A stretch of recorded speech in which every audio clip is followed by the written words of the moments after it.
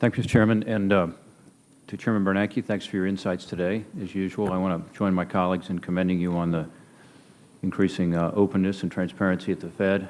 And in that spirit, I'm going to ask for your openness and transparency on some questions on the economy. You talked a little about the fact that you see some signs of improvement, especially in manufacturing. Those are certainly welcome.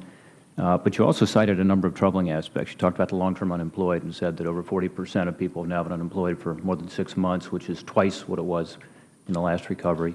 I would add to that that this recovery is not like any previous recoveries. It's certainly going back to the Depression, which you're a student of, in the sense that the jobs aren't coming back the way they have. We're over 5 million jobs down still, 48 months after the recession.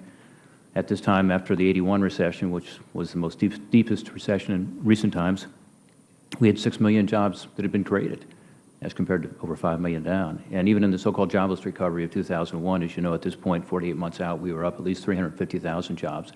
Something's going on that's very different. I also think that the labor participation rate issue is a key issue, and it is part of your mandate. You didn't talk about that in depth, but my understanding is you said earlier the 8.3% is understating unemployment, but if the participation rate were simply where it was prior to the recession, which I think is about 66% participation versus 64%, our unemployment number would be over 10%.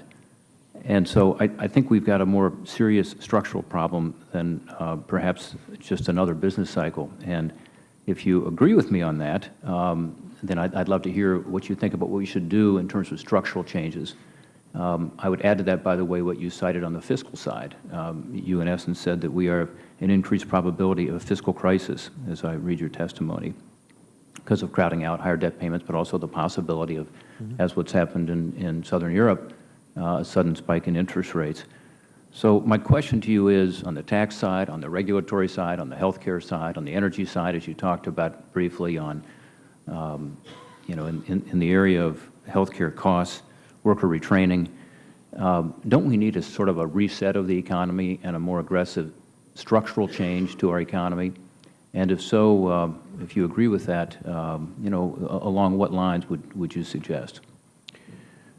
Well, first of all, I think that there is still a substantial cyclical component in what's happening. Our estimate of long-run unemployment of 5.2 to 6% is still quite far below 8.3, of course. So it remains important to try to continue to support the recovery. There are a number of forces that are slowing the recovery, and I talked about housing and financial markets and credit markets in my testimony.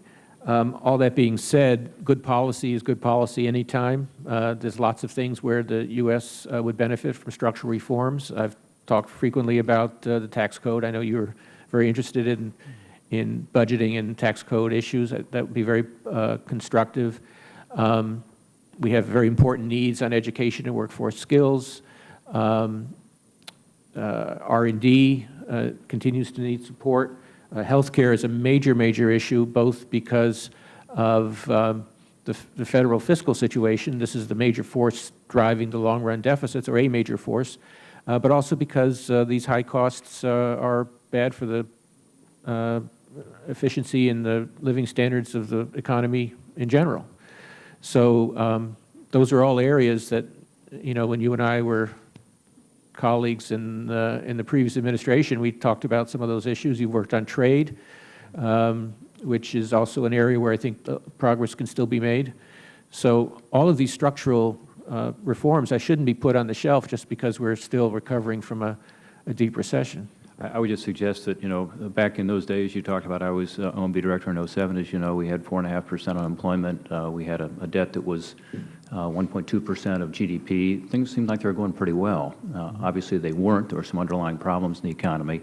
But the fact is, I think we need more of a sense of urgency. And I think from your position and one of credibility and respect on the monetary side, but also on the fiscal side, I think that sense of urgency is needed. I really believe that we are looking at something different this time.